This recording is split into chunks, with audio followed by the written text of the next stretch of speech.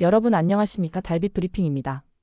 러시아와 우크라이나 전쟁이 장기화되는 가운데 유럽 하늘에서 역사적인 사건이 벌어졌습니다. 러시아 드론이 나토 회원국인 폴란드 영공을 침범했고 나토 전투기가 이를 요격했습니다. 나토 창설 이후 처음으로 동맹 영공에서 교전이 발생한 순간이었습니다. 이제 전쟁은 국경을 넘어 유럽 전체 안보를 뒤흔드는 새로운 국면으로 들어섰습니다.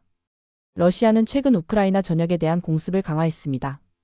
미사일과 드론이 동시다발적으로 투입되면서 수도 키이우와 동부 전선은 물론 서부 도시들까지 연일 공격을 받았습니다. 그 과정에서 일부 드론이 항로를 이탈해 폴란드 국경을 넘어섰습니다. 폴란드군은 곧바로 대응했습니다.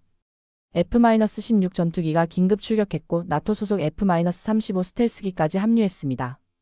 공중에서는 조기경보 통제기가 실시간 지휘를 내렸고 지상에서는 패트리엇 미사일이 발사 준비에 들어갔습니다. 결과적으로 폴란드 영공에 침투한 러시아 드론 여러 대가 격추되면서 나토 역사상 첫 영공 교전이 기록됐습니다. 폴란드 정부는 이를 우발적 사고가 아닌 의도적 도발로 규정했고 즉시 나토 조약사조를 발동해 긴급 협의를 요청했습니다. 나토 조약사조는 회원국의 안보가 위협받을 때 동맹국들과 협의를 시작할 수 있도록 규정합니다.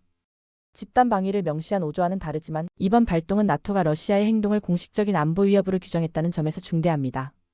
5조가 발동될 경우 이는 러시아와 나토의 직접 충돌로 이어질 수 있기 때문입니다. 이번 사건은 몇 가지 중요한 의미를 가집니다. 첫째, 확전 가능성이 눈앞으로 다가왔습니다.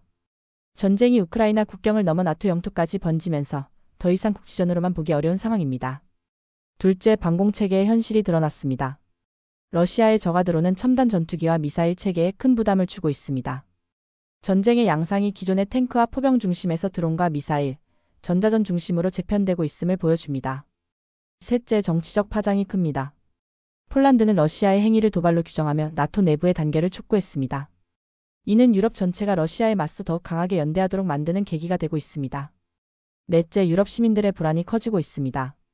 폴란드 국경 마을 주민들은 실제 전투기 요격 작전을 목격했습니다. 전쟁은 더 이상 먼 나라의 이야기가 아니라 일상 속으로 파고들고 있습니다. 역사적으로도 이번 사건은 특별한 의미를 가집니다. 냉전 시기에도 나토 영토 안에서 직접적인 교전은 없었습니다. 2001년 911 테러 당시 집단 방위 조항인 5조가 발동된 적은 있었지만 국가 간 군사 충돌로 나토 조항이 거론된 것은 이번이 사실상 처음입니다. 국제사회와 경제에도 파장은 이어지고 있습니다. 유럽연합은 우크라이나 지원을 강화하며 러시아 제재를 연장했습니다.